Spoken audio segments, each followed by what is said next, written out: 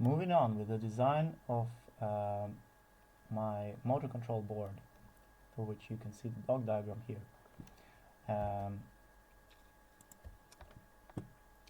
I kind of feel like it's getting a bit messy with all the unconnected pins, which are still not connected to the microcontroller, which kind of prevents me from making informed decisions of whether to use an I2C GPIO interface to read the buttons or to connect them directly to the microcontroller, because that would depend on whether I have any pins left when I've connected all of the most important stuff here. So I feel like it's a good time to start putting together the power supply, and when I'm done with that, I will connect all of the existing pins to the microcontroller, and I will connect all of the most important pins that have to be connected to the microcontroller, and see how many pins I've left. And after that, I can revisit the GPIO expansion and the EtherCAT controller here. So I made a little note here on the type of regulators that I'm going to be using for the power supplies. And I have now the reason I chose this TPS54360 is because, let's see, TI provides a very nice little application here, which happens to just output the schematic of this regulator with all the values already pre-calculated, which is very, very helpful. I could design this manually, but that would take some time. It would take time to kind of revise the. Let's see, where's the data sheet? Did I just? Oh, right. So the data sheet was actually here. So it would take a bit of time to kind of go over all the values, and then kind of wondering, did I make all the calculations right? Is this going to does this make sense? So having a little application that does all the calculations for you is actually very useful. Of course, I could go back to the data sheet and I can double check the design that was suggested by the application, but at least assuming that we can trust TI at designing an optimal circuit for a power supply that uses their product, I think using the design that they provide, that they recommend, is probably a good starting point. So I'll go here. So this is like custom design with WebBench tools, and I can just enter the voltages that I need. So I will need, so the input voltage would be at minimum, let's see, if we're going to output 12 volts, then we need an input of perhaps 14 volts. Since this is just a buck regulator, it cannot operate from a lower voltage than the output voltage. And the output current 3.5 amps, let's see, high efficiency, no? Okay. Oh, yes, of course. 12. Update interactive design. Let's see what they recommend for high efficiency. Okay. And can we copy this image and just, let's see. Let's view this. Oh, come on. I still want to have access to the designer tool here. Let's open it in a separate tab. And what if we choose smallest footprint?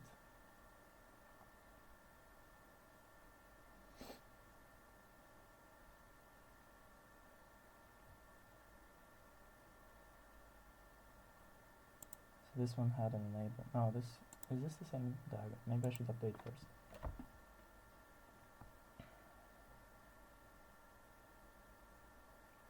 Well, it doesn't look like it's much different. It's pretty much the same. Let's see. It's pretty much the same. And this diagram actually also includes some parameters of each component, which is nice to have. For example, for the diode, we should use a diode that has a let's see, that has a breakdown voltage of 100 volts. Is it breakdown voltage? Voltage VRRM. I feel a bit ashamed that I don't know what that means. I think they mean kind of like breakdown voltage or something similar. But I'm gonna look it up.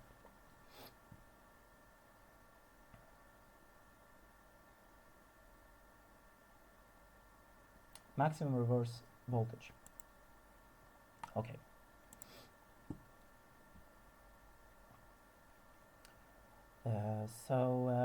This looks pretty much the same. 54, 15.4, 51, 27, 56. Okay, let's see. Alright, so the difference here is actually in the compensation. 6.8 picofarads. That was very small. This one's 51 picofarads. 27 nanofarads versus 50 picofarads. Okay. But in terms of number of components, it's not really that different. 147 kilo ohms. So I wonder why they call this like a small footprint design. Yeah, and these ones are the same. 47 microfarads versus how many?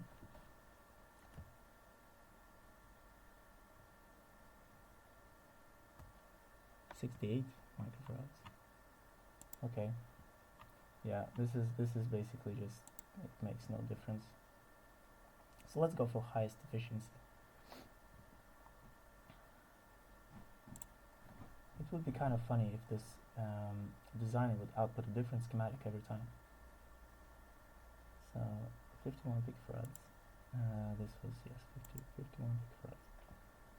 So I'm gonna go with highest efficiency. And really I can just start putting this schematic, and later I can go back to the datasheet and just make sure that everything makes sense. But I think this kind of makes sense, and it's really helpful to get this compensation circuit calculated by their tool, and to get all of the ESR ratings for the capacitors and the inductor resistances. And the reverse voltage for the diode is also useful. So I think this circuit has the highest chance of working. In one of my previous designs, I used the same regulator, but I designed the circuit myself. It would be actually interesting to go back to that design and double check with their recommended design and see if I made anything. If I made any mistakes in my design. Okay, so I'm going to go back here and I'm going to add this TPS regulator. So let's see, TPS. Nope. TPS 54360. Right. So this is 60 volts, yeah.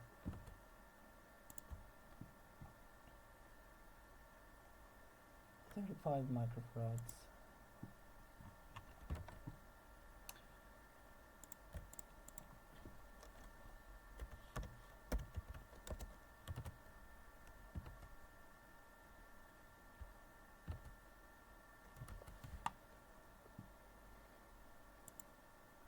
I don't have to be copying this exactly, but I think it's a good starting point.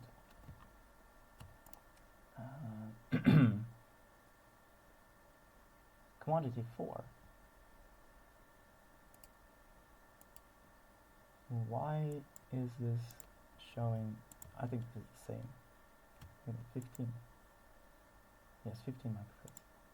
Okay, yeah, this is the same circuit, but I'll just open this image again. Why is there? What do they mean by 4? Should they all be like connected together, or what? Yeah, that's an interesting configuration. I'm not sure what they mean by quantity of 4.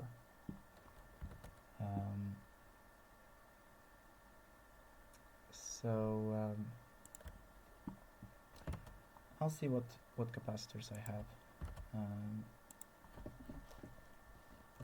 Let's see, cap P, polarized, 63 volts, 220 microfarads.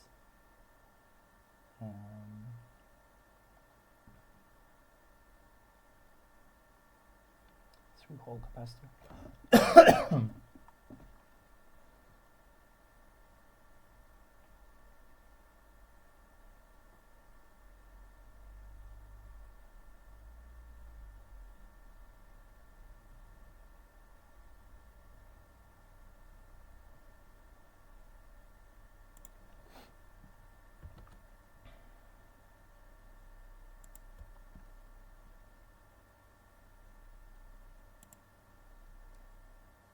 It's almost like I should go back and just search for the let's see.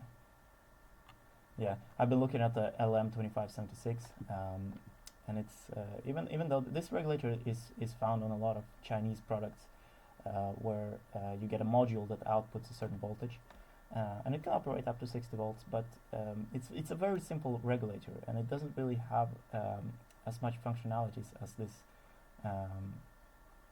this other regulator that I'm looking at, the TPS54360. And also TPS54360 is both more efficient and more, and it runs at a higher frequency, so it can respond faster. TPS54360, just because I don't want to go back from the web design tool, I'll just find this chip again and open the datasheet. Datasheet, and it's also cheaper. I mean, it's like it's a better regulator, and it's cheaper than the LM chip. So why use the LM chip? And we get this design tool as well, which the LM chip doesn't have. Although the LM chip comes in fixed voltages, which kind of makes design much simpler, but also limits the amount of reuse I can achieve with the LM chip compared to this regulator. So let's see, input capacitor. That's something I want to see. The value of the input capacitor is going to be dependent on the maximum current of the output, I think. We can see what they mention in this data sheet.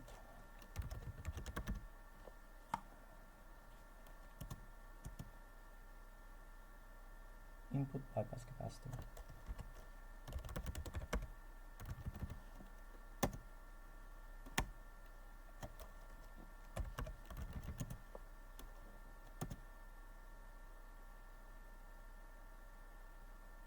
The low is our ceramic capacitor. Okay, so this is not. Let's see. This is not the capacitor. Right. Okay. So if the input supply is located more than a few inches from a converter, the additional bulk capacitor will be required in addition to ceramic capacitor. An electrolytic capacitor with a value of 100 microfarad is the choice.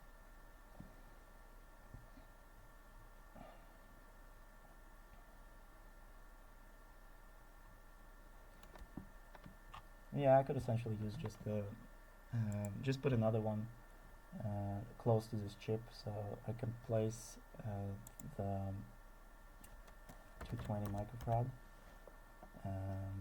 this through-hole capacitor, and just place it very close to the chip. One thing to keep in mind is that some of the components here, they're just the minimum values. Also, the output capacitor is also a minimum value in order to filter out the switching noise from the regulator.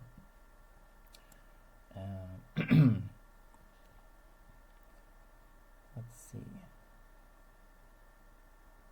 But these components, I'm not going to change the values of these components unless I really cannot find a capacitor that has exactly 27 nanofarad capacitance. Let's see here. 27 nanofarads.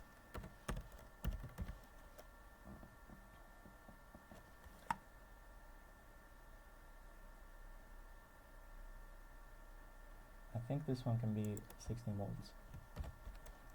Maximum, let's see, absolute maximum. Electrical, maybe? Electrical specification? I want to check the electrical specification of the compensation pin. I'm pretty sure it's kind of like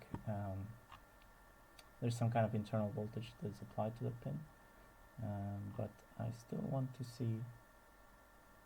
So output voltage on boot switch pin maximum 8 volts, and switch pin FB input voltage on the FB maximum 3 volts, and enable maximum 8.4 volts. Boot is 73 volts. Okay, so that's why they use a capacitor that's 100, or the diode that is 100 volt rated.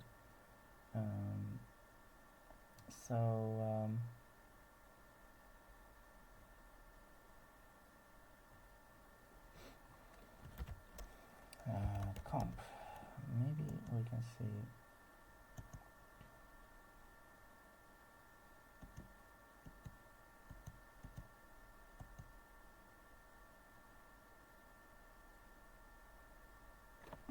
Okay, current limit.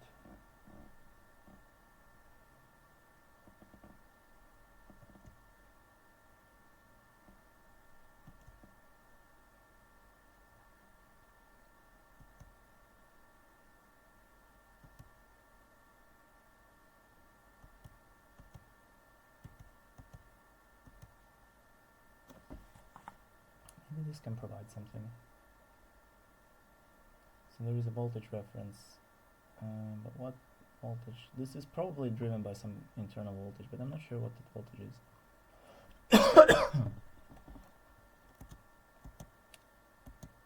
Compensation output.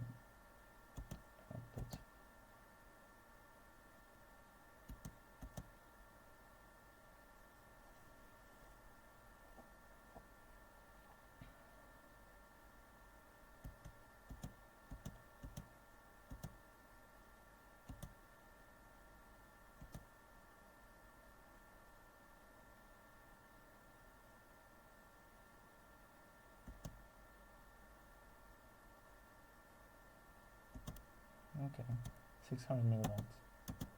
It certainly does not seem that the comp voltage is anything beyond 10 volts. So probably a 16 volts capacitor is going to be okay. I mean, it's quite likely that I'll find just some capacitor that is 50 volts. So let's just search for 042. 27 nanofarads, and I can check. Actually, let's see.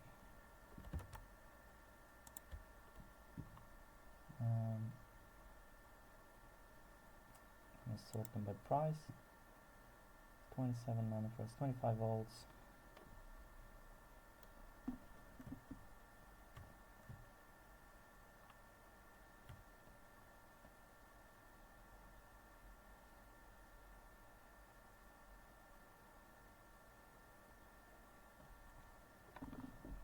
And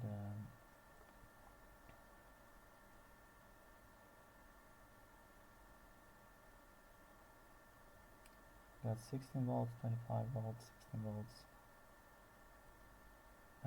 Ideally I want to have something also that is has some decent precision.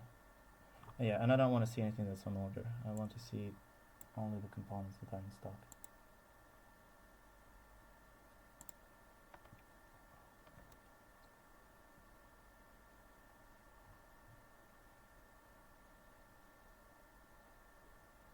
Yeah, 16 volts, 5% is slightly more expensive.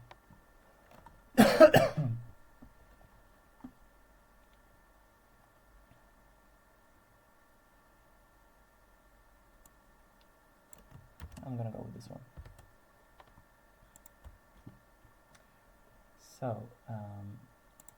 adding a new component. Kind of the biggest downside with using this regulator is that for every single output voltage that I designed this for, I have to add obscure components that have to be ordered in unit numbers. So it's like this capacitor is going to be used only for this regulator. I'm not going to use this capacitor anywhere else. So let's see. We can take this one and just duplicate it. Let's see. So 402, 16 volts, 27 nanofarad.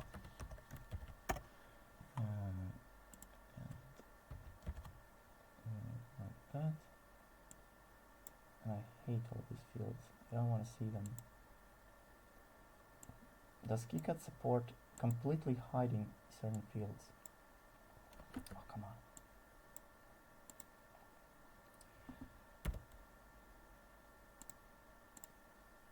Yeah, that's better.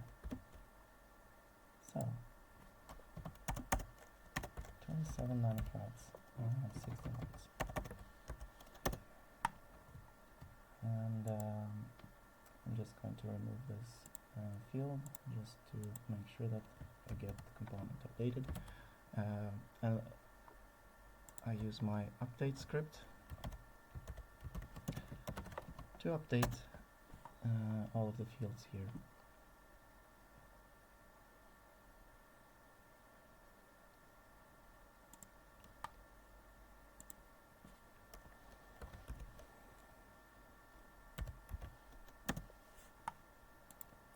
My script hasn't actually completed, but I think yes, this got updated. So 0.027 there. Yeah. Okay, going back to the design, we have 51 picofarads and 15.4K.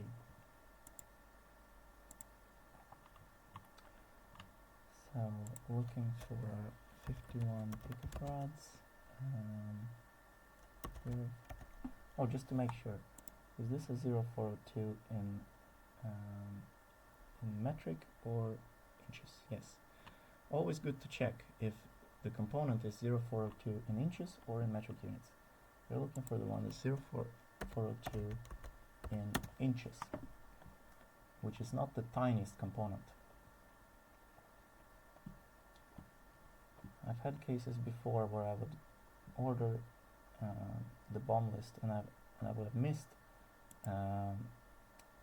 the size of the components. I would order 0402 metric units and they would be very, very tiny. And usually I have to then place another order because I cannot solder a 402 metric unit into a 402 footprint that's designed for the 402 in inches. So those components just go into the garbage bin directly.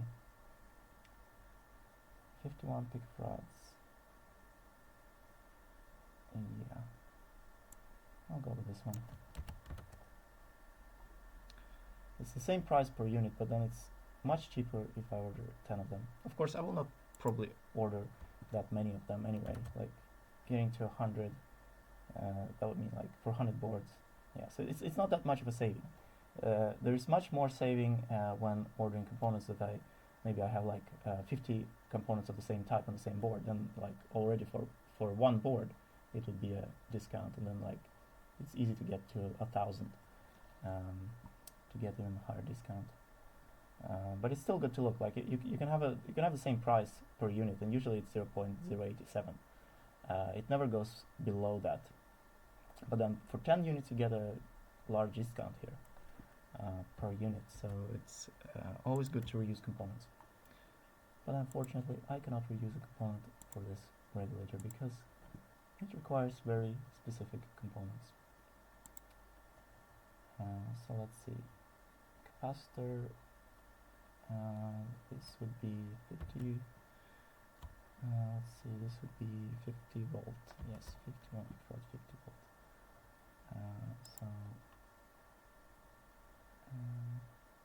And I want to copy the same capacitor that I created. So let's see. Did I create this one? So I don't have to move the fields again. Only the Mauser field has appeared again.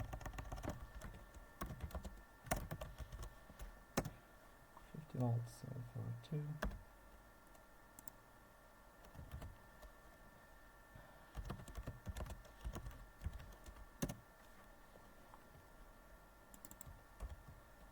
I'm changing the value there.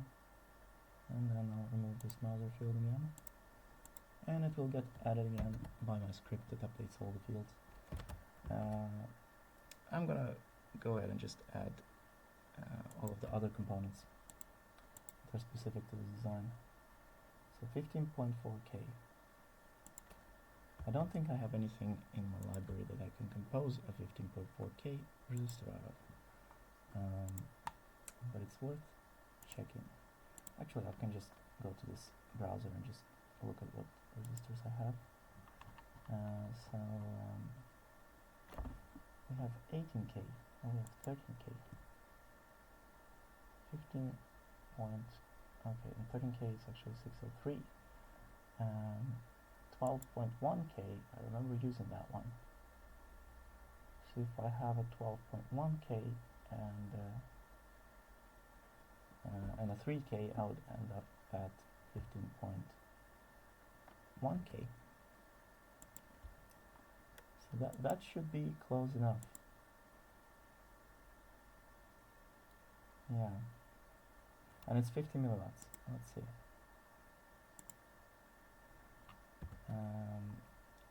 Let me just open the data sheet for this one.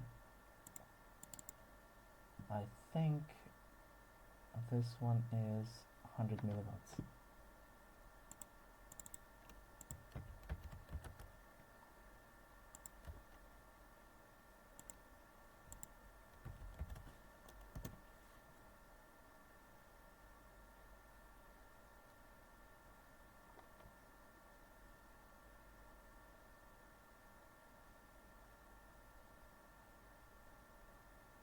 Right, no, it's 1/16.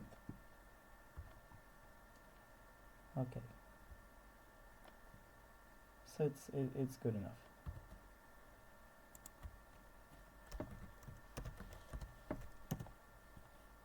Got 62 milliwatts.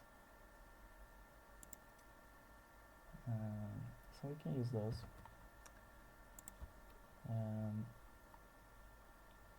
And then what else do we have here? We have 100 nanofarads, 1 milliohm. And this has to be, I wonder if it's, yeah, I think I can go with 50 volt capacitor there. It should be fine. And then 100 volts diode. So the bootstrap capacitor is actually going to have a lower voltage, even though it connects to. So it's going to be the bootstrap capacitor is going to have the voltage that is somewhere around 12 volts, and when the switching input goes high, then the bootstrap capacitor acts like a battery connected to this switching input, so it rises the voltage above the switching output by perhaps like 12 volts. So this boot pin can go up to Like if it's 60 volt on the input, it will go to about 73 volts, 72 volts, plus or minus a few volts maybe. But the capacitor itself actually never sees any voltages that are as high as the input voltage. When the input voltage goes to 60 volts, it doesn't matter what the input voltage goes to. So the important thing is that this capacitor can rise the voltage above the output voltage. So in this case, if the out is 12 volts, then the boot pin will see somewhere like 24 volts. And if V out is 58 volts, then it will see 70 volts on the boot pin. So that's the correct that's the correct way of describing how this works. So I think I can use my standard 100 nanofarad capacitor, but I'm just gonna see what I'm gonna add this 100 nanofarads. I think I have some of them here. Let's see. Yeah, I'll copy that one. No, come on. There we go.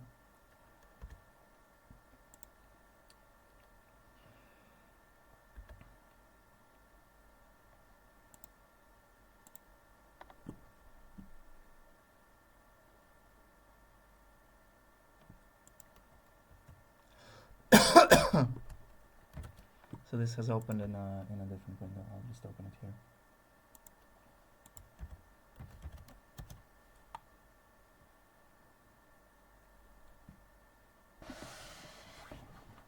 Let's see.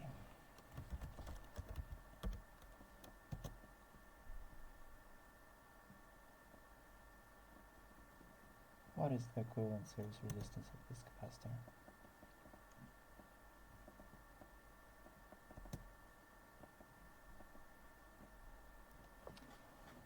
Okay.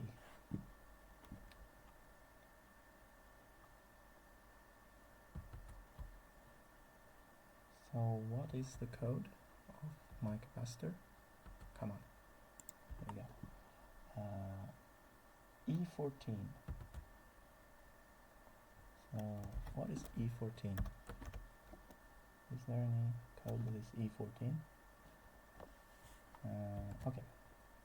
It says GRAM 15 or 155, or actually, okay, GRAM 15. So number 2 is, let's see.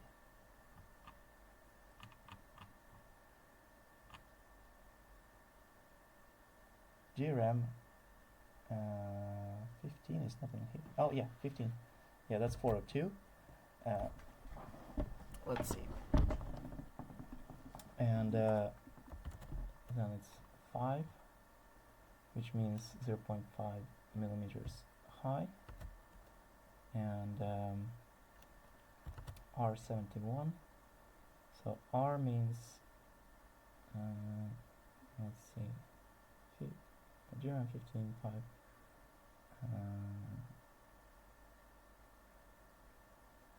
That's KR.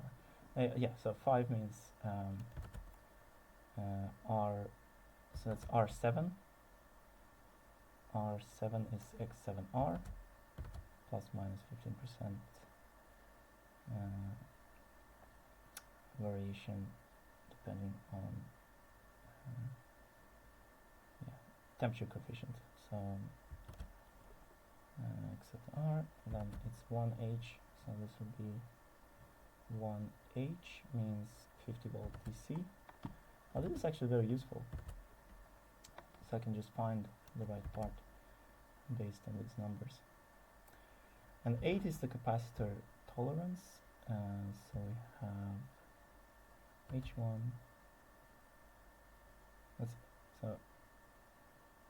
Okay, so that was 1H, and then it's 10. Yeah, so this is 104 capacitance. Yeah. Okay, that's the capacitance of the capacitors. It's 10, and then to the power of 4. So it's it's 10, and then it's 4 zeros. so it's 100 nanofarads described as picofarads. And then we have M, which is plus minus 20%, and we have ESR E14. E14 is not mentioned here.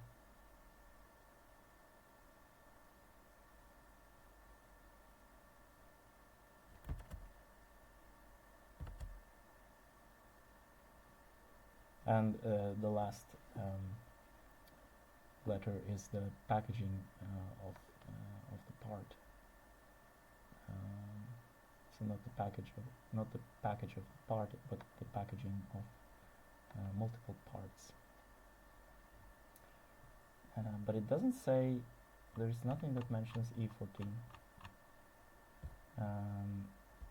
Maybe there.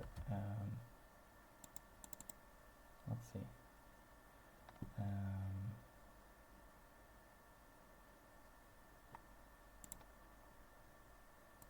I have purposefully disabled that field, but now I see that I may actually have a use for that field, for accessing this field from the properties. I've disabled it because all the properties have to be set from the library editor in my workflow, so it's not even possible to set the properties in the schematic because that would be the wrong way of going through the workflow.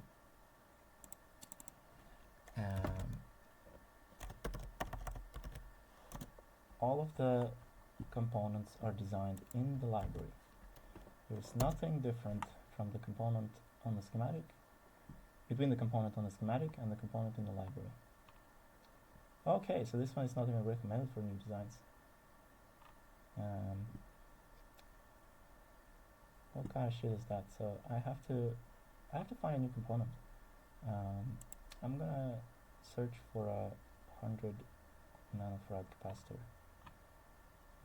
They're gonna be in stock, and they're gonna be 50 volts to, like, yeah, don't need to go beyond that. So, and 100 nanofarads.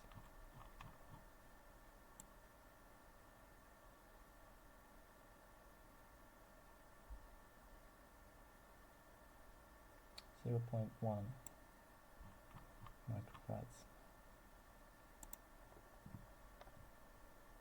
Okay, and 0.402 in inches, and we got 6 alternatives. So we got this part.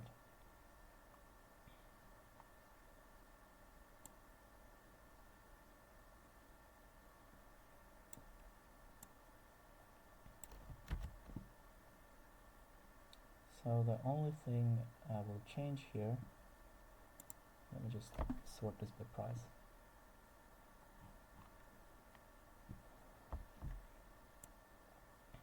Yeah, this one still comes out on top. So the only thing I'll change here is the manufacturer number, and I'll remove the Mauser field so I get all the other fields updated. And this is 50 volts DC, yeah. Okay. What about the datasheet for this part?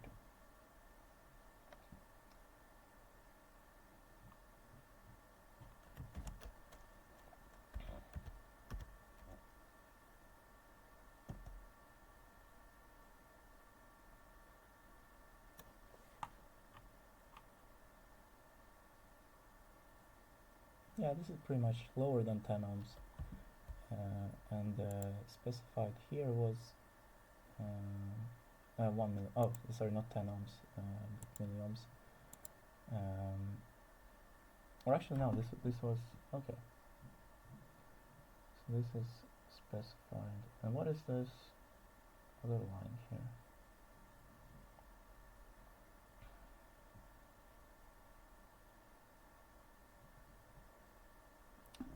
So they specify this as 10 milliohms. This is very small. Or 1 milliohm even. Okay. So the 10 milliohms is much higher. It's here. And this is a logarithmic scale. This is 201. This is 603 and 805, 1206. Where's 402? Is 402 same?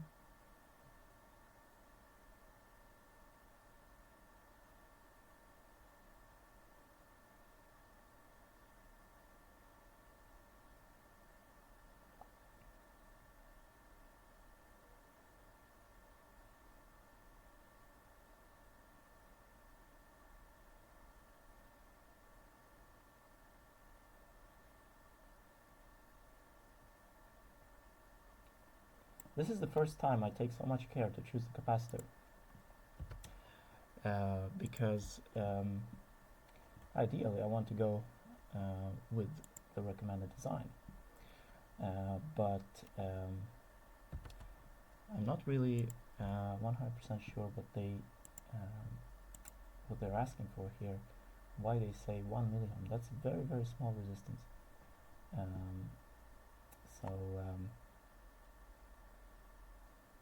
I suppose it's important for dumping a lot of current into the boot pin, but I doubt this will have a lot of effect on the output. It may have more effect if depending on the current, but I'm not going to put too much time into this. I think that I will follow their design as much as possible, but I'm not going to overdo it. Possibly for if there's any issues with the converter, then I may go into more details in revision B. For the first revision, I'm not going to spend too much time on finding parts with such a low ESR.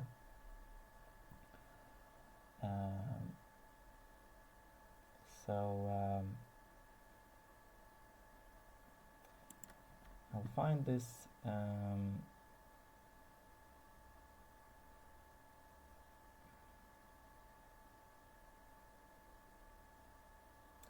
this diode now.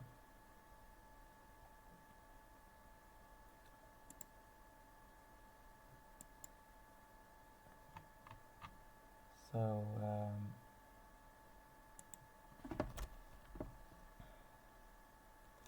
I'm just gonna go to like bat 54 and just so that I get the right category here, and then I can click on diodes, Schottky diodes.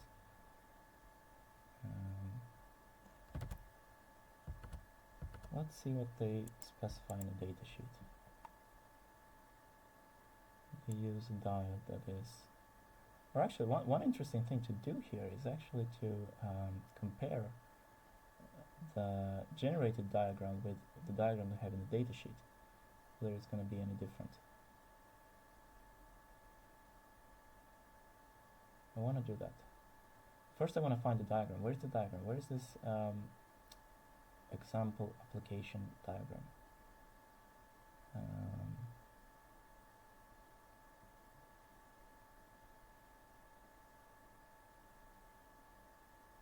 There.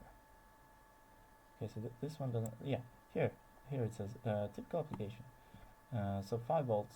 Let's go back here, and I'm gonna enter the same parameters that they have here. So it's 5 volts, 12 volt nominal,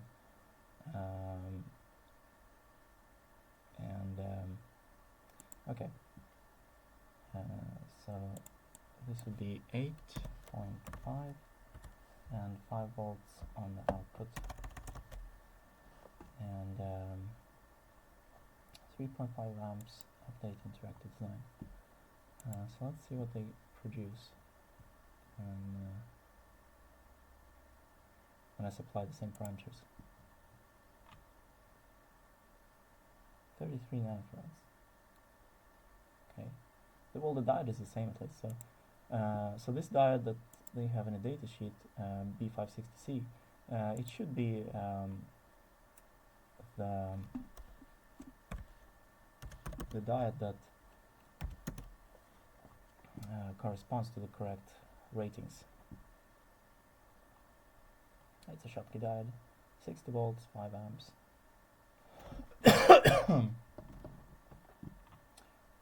Or no, this was another diode. B560C is here, not available. I'm just going to check the ratings of this diode.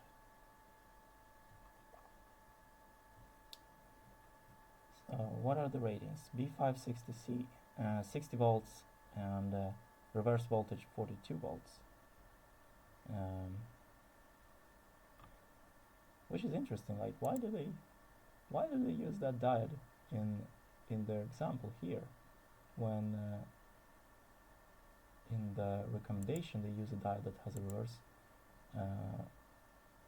maximum reverse voltage, or maximum reverse voltage of 100 volts.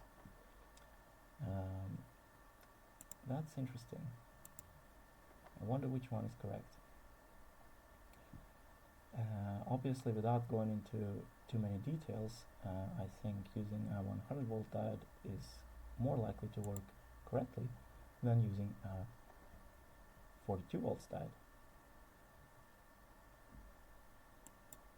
So I'm not going to use this diode. I'm going to in fact go and find a diode that has, let's see, maybe I can just click. So repetitive reverse voltage is right. Can we show similar? So just showing Schottky diodes and rectifiers, and then I'm gonna find a forward current of, was that well, it was like millivolts, forward voltage. So 400 millivolts. Let's see. Let's have something. Or actually, I'm not gonna set that. I'm just gonna pick the repetitive reverse voltage of 100 volts. I got 700 results. It has to be a surface mounted component, and it's gonna be a Schottky diode. And then we have only 100 results to choose from. Single diode. We're down to 69. And forward current, let's find something maybe like, okay, what could be the current? So I'm gonna go and find this D1.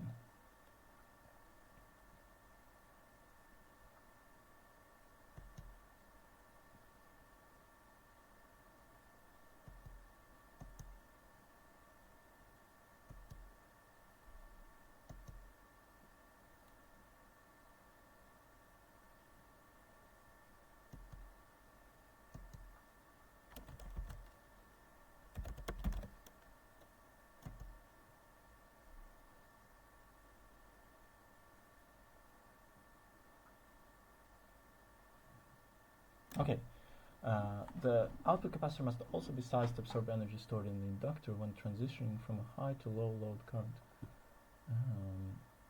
Okay, so one of the problems with this regulator that I've noticed is that it can sometimes overshoot.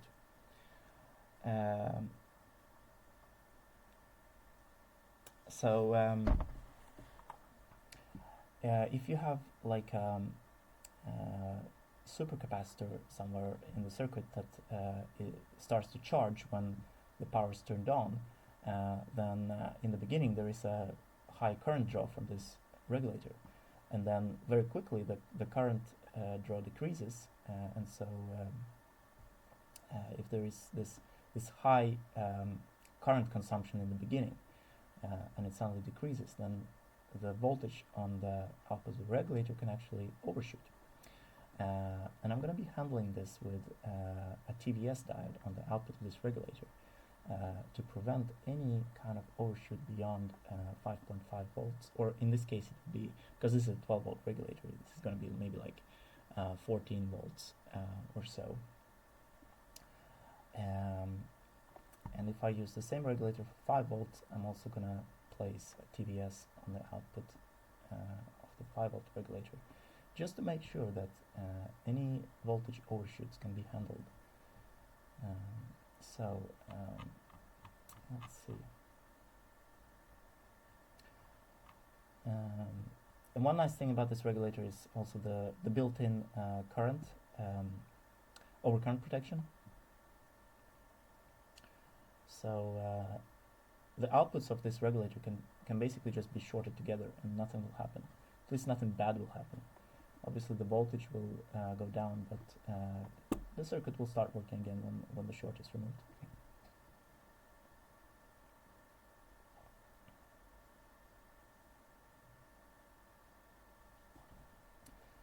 Okay, a diode with minimum of 60 volt reverse voltage is preferred to allow input voltage transits up to the rated voltage of the TPS. Interesting. So in their example design, where they say that, okay, even if the nominal voltage is 12 volts, but the regulator supports up to 60 volts, then in their example design they used a diode that has the wrong rating. Let me check this. Maybe there is some catch here. Maybe, although I don't think there is. Okay, so. Okay, right. Sorry, it's just me reading the datasheet wrong. I'm totally reading the datasheet wrong. So this is reverse voltage for the AC. If this were used in AC, then this would be the RMS reverse voltage. But actually, 560C has a reverse voltage of 60 volts. So everything is correct here. This is just my bad. This is correct. So this diode can be used, and the diode must also be selected with an appropriate power rating. The diode conducts the output current during the off time of the internal power switch. The off time is a function of maximum input voltage, the output voltage, and the switching frequency. The output current during the off time is multiplied by the forward voltage of the diode to calculate the instantaneous conduction losses of the diode. The higher switching frequencies, the AC losses of the diode will be taken into account. The total loss in the diode is 2.58 watts. If the power supply spends a significant amount of time at light load currents or in sleep mode, consider using a diode which has a low leakage current and slightly higher forward voltage. Okay.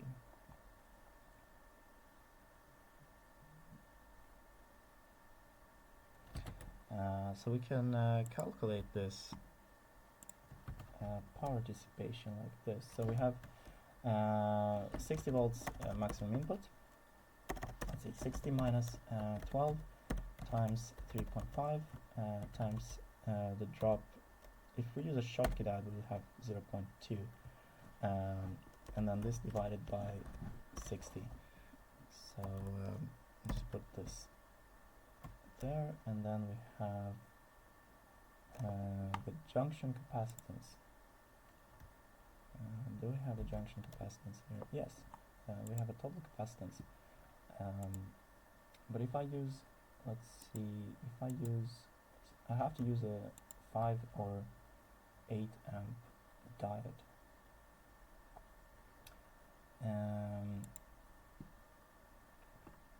And I'll use a 100 volts diode here, so that we have a good margin there, because we're going to have voltage rises. Let's see. So this one is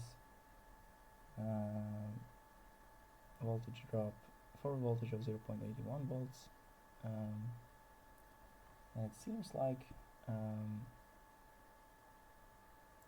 this is like SMD package or something. I think Diode 214 is something like, or maybe it's SMA. I'll check with the datasheet. But now I just want to see what the capacitance is so that I can input it into my calculations. So reverse voltage 22 volts, forward current, SMC, yes, the DOT214AB is an SMC, slightly larger diode.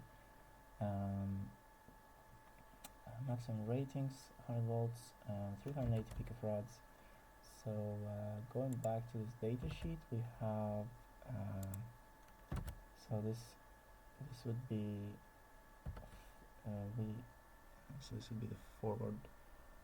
Let's see, slightly lower or slightly okay.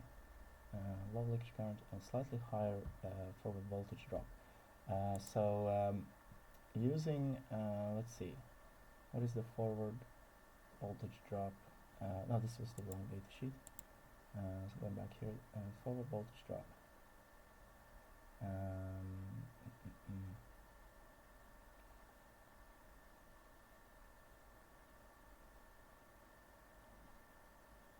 Max instantaneous forward voltage. Yeah, so 0.81, and then I'll go here and update this. So 0.81 and divide by 60, and then we have plus 380, and I suppose this I mean, this could be times 10 to the power of minus 12, but I think most probably it is.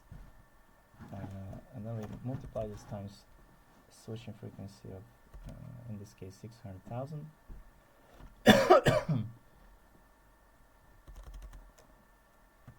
Multiply this by the voltage difference, or the 60 volts plus 0.81 to the power of 2, and then divided by 2.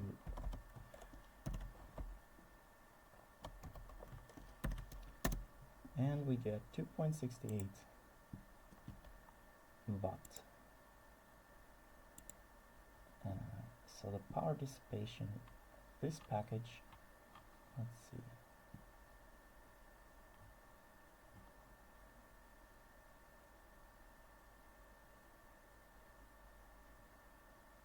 What was the recommendation here? Low leakage current.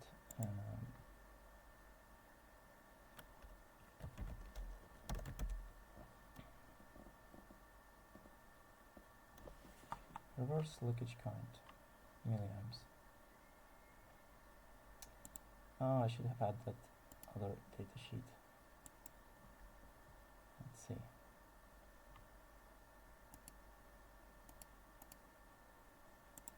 Opening a new tab.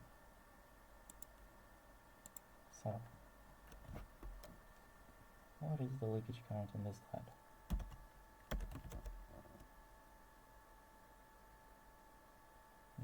Yeah, 0.5 milliamps it says, but leakage current, okay, 0.5 to 20, depending on the temperature. And it has this leakage current graph somewhere here. Number of cycles. Okay, yeah. Anyway, just looking at this diagram here, we see that percent of rated peak versus voltage. It's pretty much like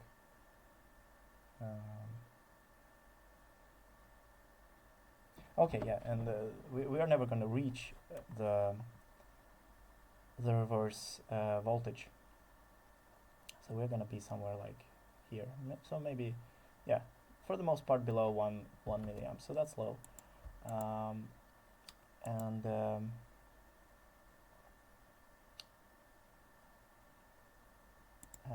yeah, and the power.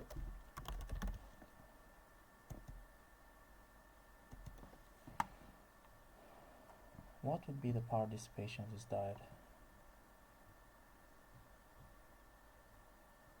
Or actually, like, that's what I calculated, but like, what is the maximum power dissipation? How much can it dissipate? without getting hot.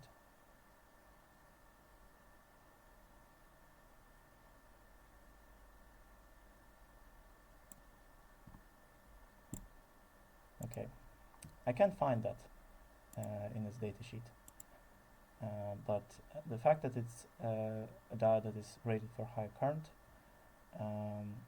makes me, so it's both higher current and high voltage, makes me think that this diode is going to be just fine. I'm going to use this diode, SDBC5100HF, because this is an important component. This component cannot fail. If this component behaves differently because we're overshooting the rated voltages, then there will be problems. B520, I can go this, let's see, duplicate symbol, and then I'm gonna change this one to 100, and remove the Mauser, and this would be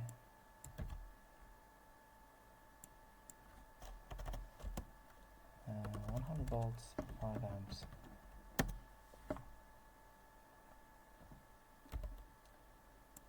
I should probably move it a little bit. So I'm going to go to general options, and I'm going to change the grid size, and then move this graphic text a little bit. There. Okay.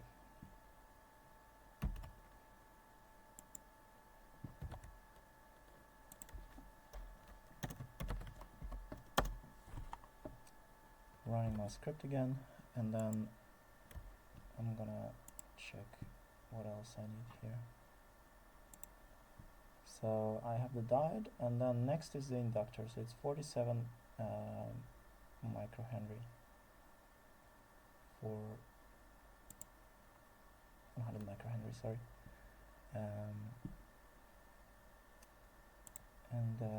What does this diagram say? So I'm just curious here. I'm gonna check the diagram here and compare it to the 5-volt design that I've created. So this says 8.2, and this says 47. It's very different. It's very different. The question is, like, why is it so different? Why is their datasheet diagram different from their automatically designed diagram? Which one is wrong? Is it a fault in the datasheet, or is it a fault with their web designer Webbench tool? So it's a good question. Maybe somebody can answer this question.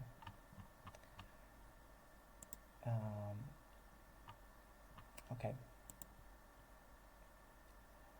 So if anything does not work in this revision A, then I can fix it in revision B.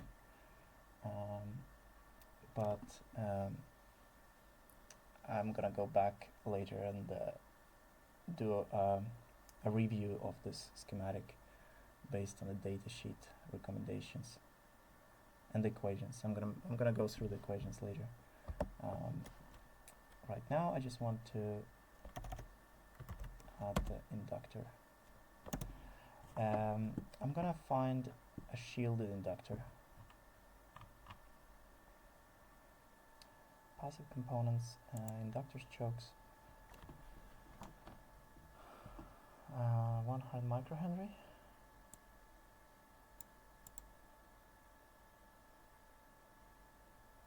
I think the current should be at least 3.5 amps.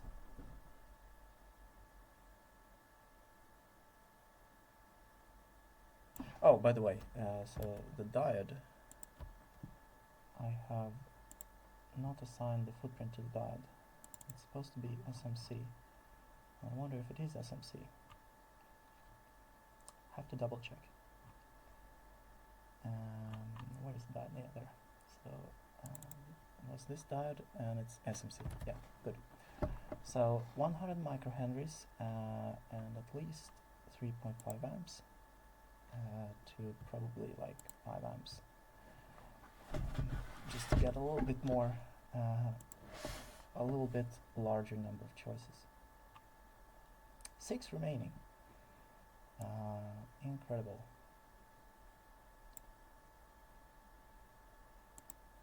So just 6 remaining.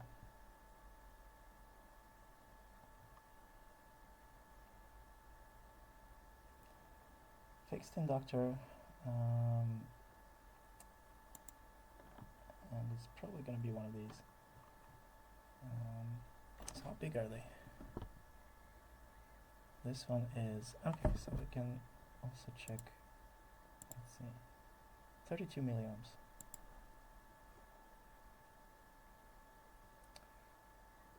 Uh, 32 milliamps.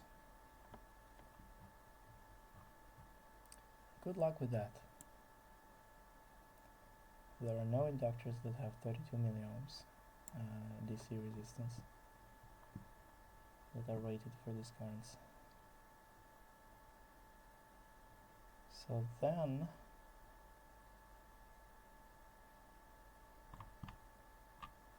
the only thing that remains is to pick an inductor based on size here.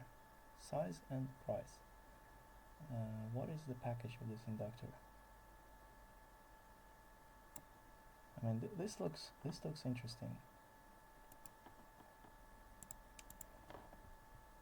but how big is it? How big is it? 127 101R. 127. 125, 127, 101, 101, okay, 102, okay, 127, 101R. Am I blind? Because I don't see this. I don't see 101. Oh, okay, so they were not sorted, they were sorted by inductance. Okay. Okay, okay, that's 163 milliohms, and they recommend, yeah, they recommend 1 milliohm, 32 milliohms, sorry. So not 32 ohms. Of course, that would be too much. Okay.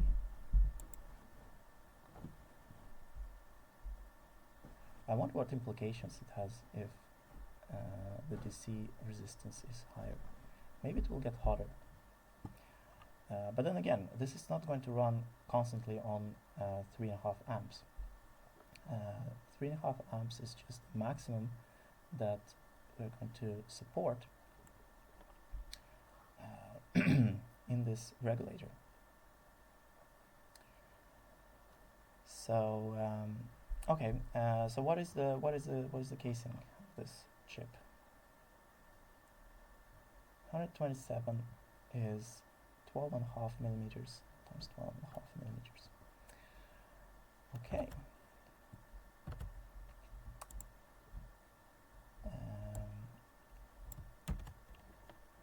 I'm gonna copy this one, and I'm going to add this inductor to my library.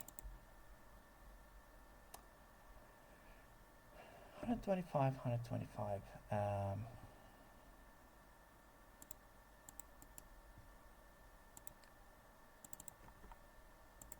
That footprint may work.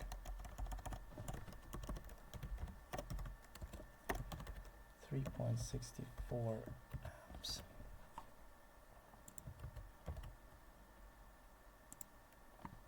But I'm still gonna double check. No, come on. There we go. I'm still going to double check the footprint.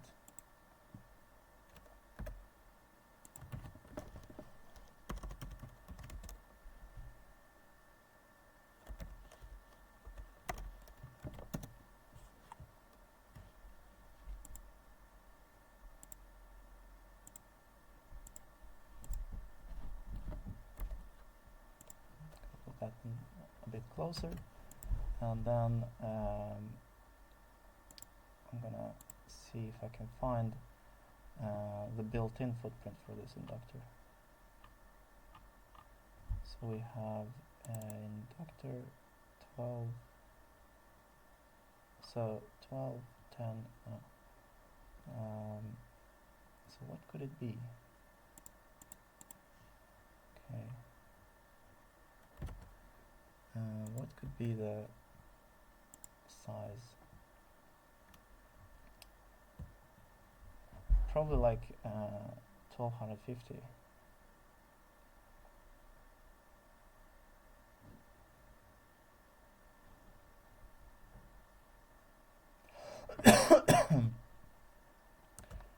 Yeah.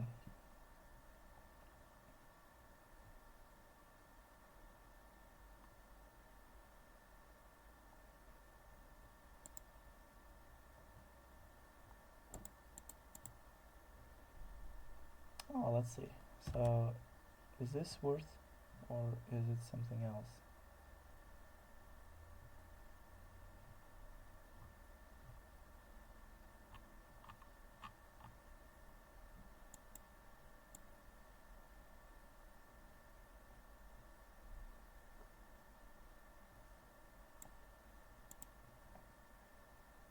Coiltronics Eaton. Okay. It could be something similar to this, but I need to measure. I need to see what this is. Okay. Unfortunately, I cannot measure exactly here. So I only get measurements based on the grid. So I have to go to the, let's see, I have to go to another window.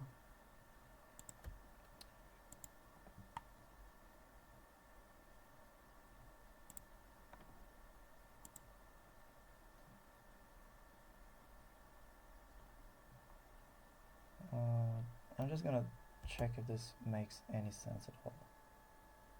It certainly does. I mean, it's like if I start there and I go down there, I get 10. Let's see, between 10 and 12.7. So this could actually be the correct footprint for this inductor, but I have to look a little bit closer here. So let's see. There's 12.8, which pretty much is similar to what I've seen in the datasheet here. So 13.8. So it should be 13.8. See, it should be a little bit. They should be a little bit farther to the sides.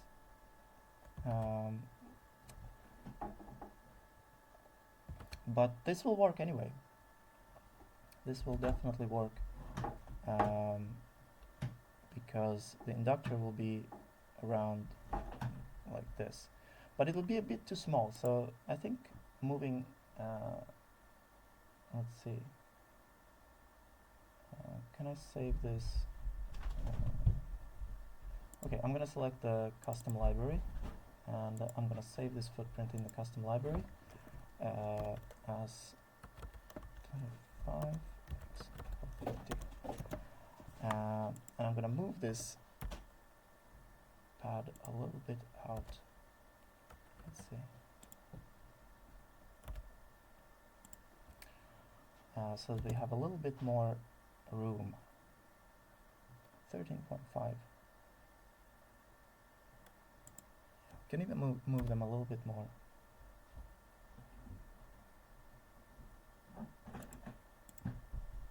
Like that. So now we have around 14, yeah. This is good. And 550 across. So we have 550. We've got 580 across. Let's see. Or do we? No, this is okay. Yeah. Let's see. 540. So 570. Yeah, 545 and 550 is there. Yeah, it's pretty close. And 385 is the width of the pin here. So in our case, it seems that it's 290. So we need to change the size of this. Let's see, it's 290 there. I'm gonna change it to 385. 385. No, this is wrong. This is wrong.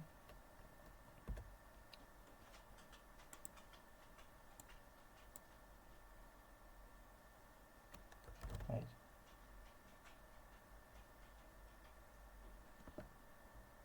No, that was supposed to be right. What did I just do? What did I... So 385. Okay, yeah, that's only because this picture is scaled to fit in the window. That's why it looks like it actually changes the vertical size when in fact it just changes the X dimensions and makes the image smaller. Okay. So 385 here as well.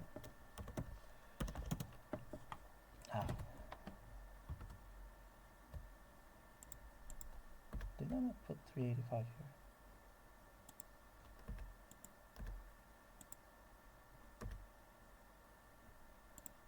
Okay.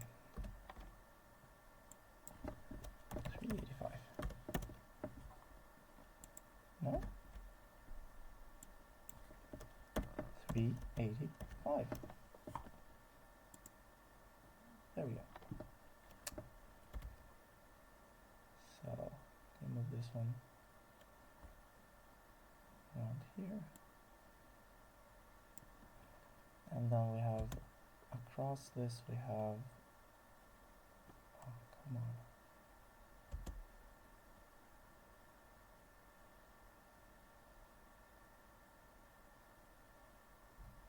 You've got to be kidding me.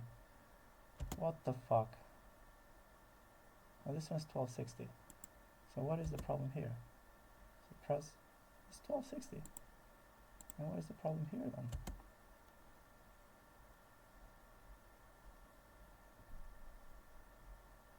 Okay. Yeah. 1425. It's 1380 there, so we have this a little bit to the side here. Yeah. Now 1380. Let's see.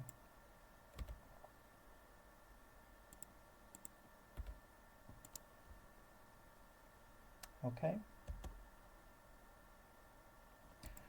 That's it. So not many changes necessary to get this footprint adjusted for our new inductor.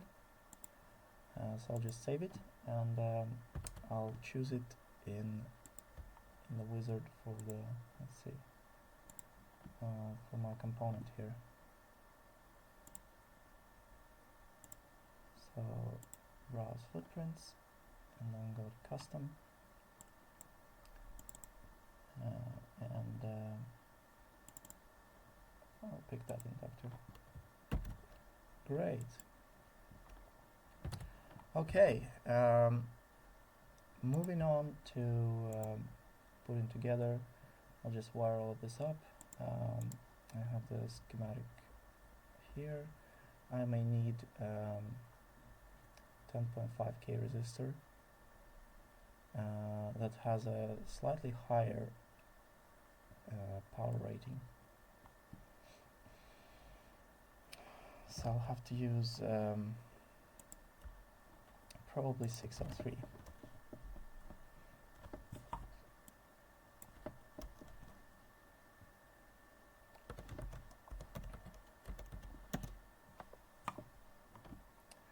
(1/8).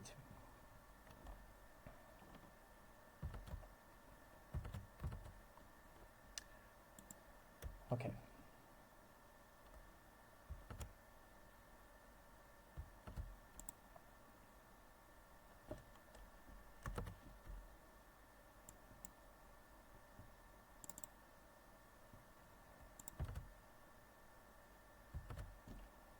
Uh, 51 connects to comp. Okay, so this symbol is, oh god damn it. Couldn't they have just created the symbol exactly the same way as in the reference manual?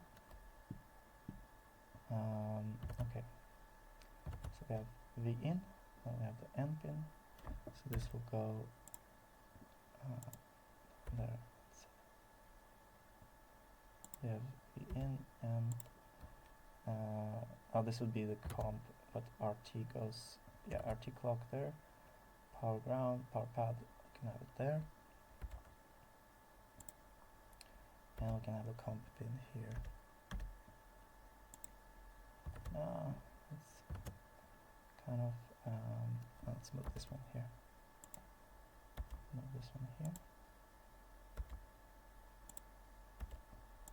and this one there. So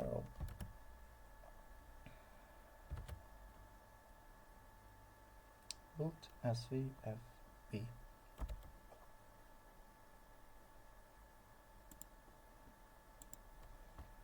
And then I'll move this chip a little bit up.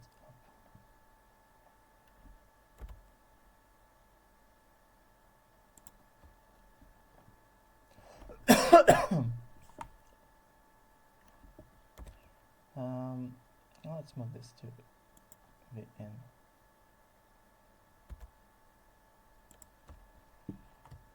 Like that.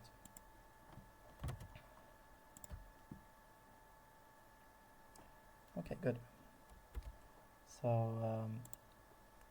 have comp there, and we have 27, and I think the resistor is connected to comp there as well. And 976 kilo ohms. Do we have 1 mega ohm? I think I have 1 mega ohm. 1 mega ohm. Go with 1 mega ohm.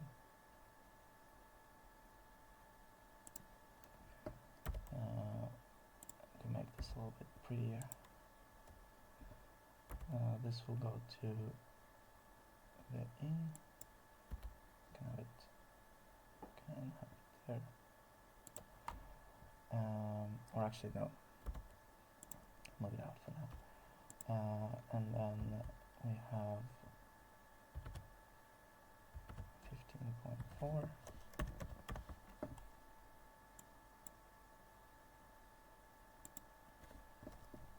15.4K. Didn't I add a resistor that was 15.4K?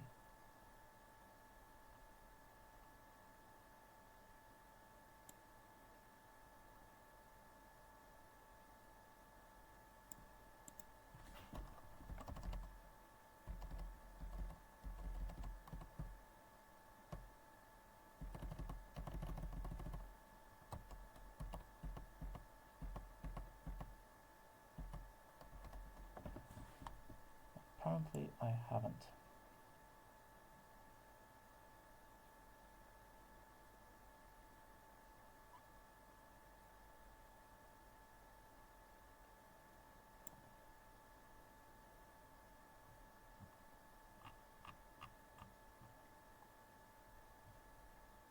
And I don't see any resistors that may have oh no, that wasn't the 15.4. Okay. So I'm gonna go back here.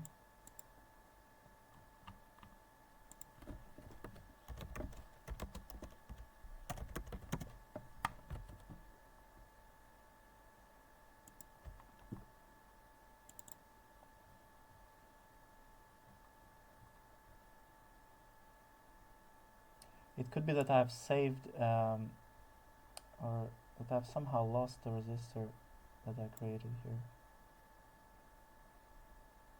because this is a little bit, oh, I was actually thinking that I would reuse 2 resistors. That's what I was thinking. So I would reuse right. So instead of adding a new resistor, I would reuse the 12.1K and the 3K. So I'm using 12.1K somewhere else, or maybe I could reuse 10k and 5k if I have a 5k resistor somewhere. Let's see. I think I'm using 5k somewhere. So I could reuse this, and I could add the 10k as well.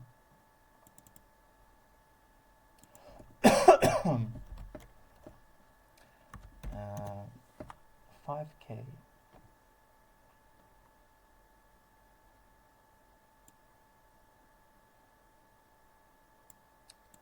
$135k is used. Yeah, 5k is used here. Okay, so 5k is good. So we can reuse the 5k resistor, and this should work fine anyway. Considering there is so much difference in the okay, let's see. So there's so much difference between the design that is output by their tool compared to the design that they have in their data sheet. I don't think any minor difference in this resistor will affect the performance of this circuit. So moving this to comp, this will go across the capacitor. Or actually, I'll do like this.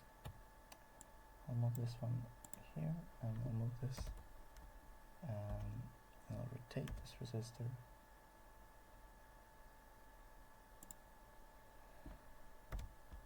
And then I can place this one there and this one here.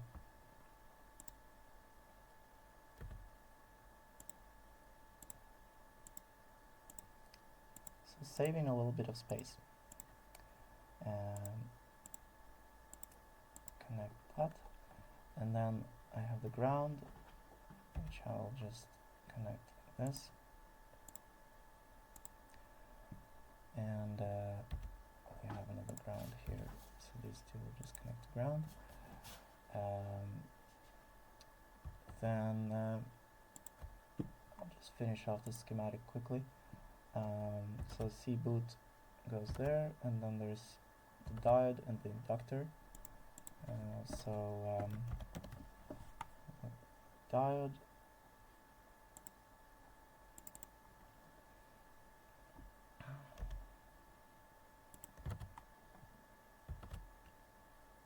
Goes to ground, and let's see, and the inductor is L. Okay, I think this, so capacitor and diode comes before the inductor, and then after the inductor comes the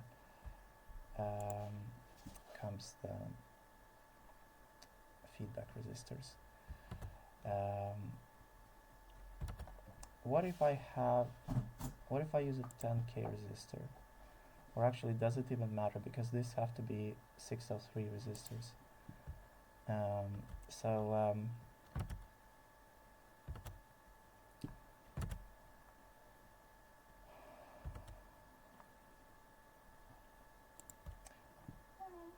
Yeah, maybe I'll use a 10k 603.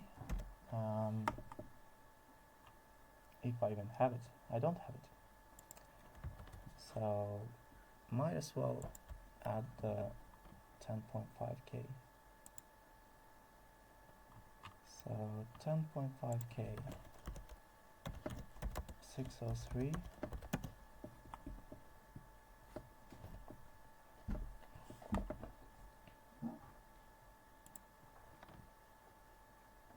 I have to hurry because my dog really wants to go out now, and she's really frustrated. She goes like, "Oh, can you take me out?" Oh, now she's jumping on my shoulder here. No? Lovely. So I have to really hurry here to put together the circuit. Nay?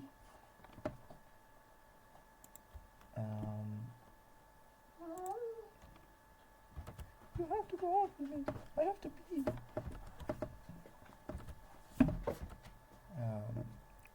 minutes, at most maybe 5 minutes more, to just put the resistors on the circuit, and then I'll stop this video. Let's see.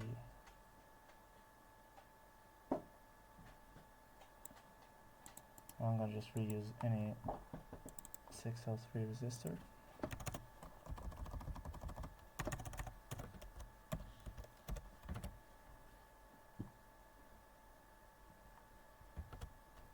Yep. 10.5K, and remove the Mauser there, and then I'll just modify the text. 10.5K. Okay, and next we can copy this resistor.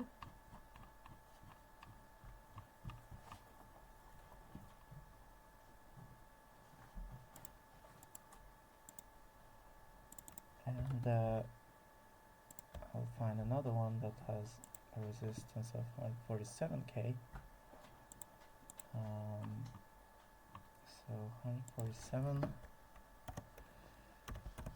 47K and 0603. And just to check this, this is 0603 inches.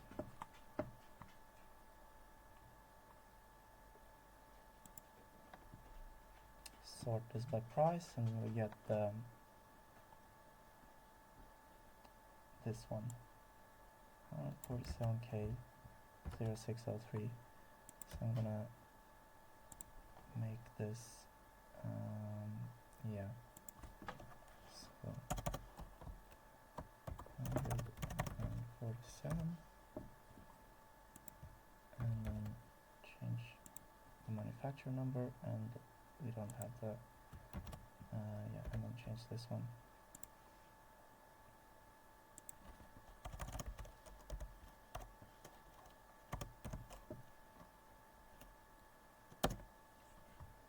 Okay, cool. I'm gonna update my library, and I'm gonna add the resistor here.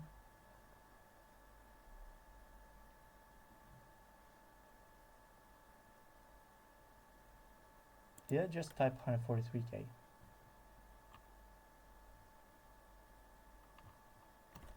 $147K. Okay, so I have another one also, 143K, yeah. But we're gonna use 147K.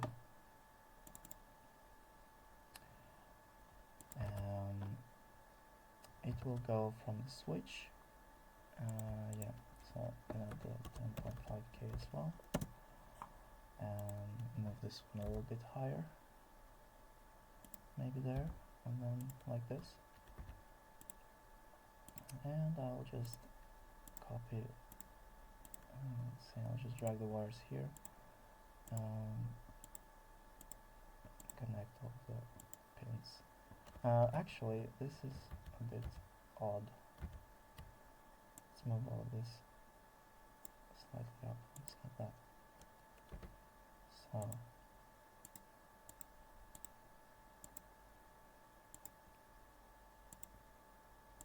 this goes to boot, this goes to there, and this goes to the output. And then we should have, how big capacitor should we have there? 68 microfarads. And this capacitor doesn't need to be 63 volts, so this is going to be a smaller capacitor. I'm gonna see what I have in my library. Let's see. So cap P.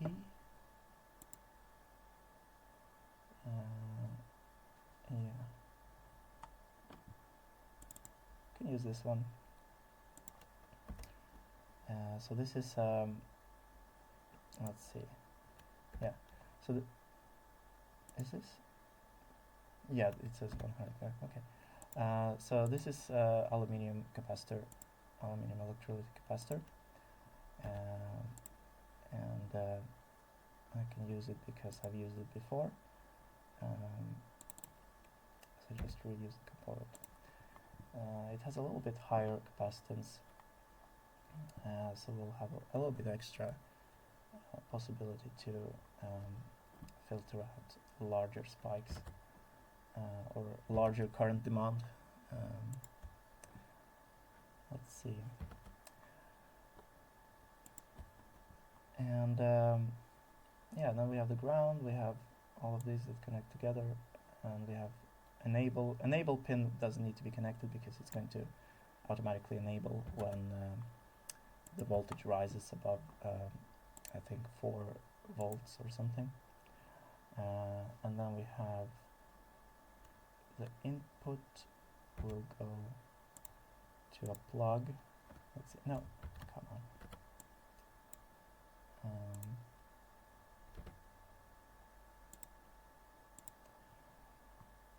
So we have the input here, which will go to a 30 or 40 amp plug, which I don't think I have in my library.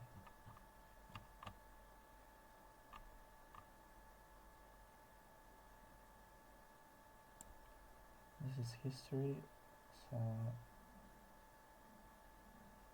yeah, just going to this to the library itself. So let's see, power. This is a GST power. So no, I don't have any power connector here. So I'm gonna have to create the power connector. I'm gonna pick the connector in a different video. Now I just need to double check that everything is correctly connected here. Yeah. Okay. So a few more things to add here would be an output zener that will prevent any spikes created by the regulator itself. So I'm going to place a zener here. I'm going to place a TVS here, which will limit the input voltage. And I will also place a fuse on the input and probably a few other little details. But that's going to be a subject for next video. Because now I need to take a break and go out with my dog. Okay, thanks for watching.